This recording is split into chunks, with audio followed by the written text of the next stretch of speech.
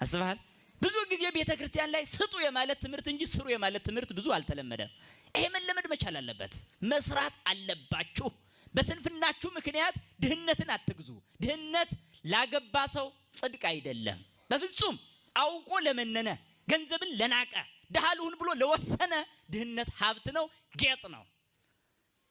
ድሃ መሆን ሳይፈልግ ትዳር ይዞ ልጅ እየወለደ የራሱ ፍላጎት፣ የሚስት ፍላጎት፣ የልጆች ፍላጎት ይሄንን ሳያሟላ ሲማቀቅ እግዚአብሔር ሲያማረር የሚኖር ባለ ትዳር ድሃ መጽደቅ አይችልም። ልንገርህ እውነቱን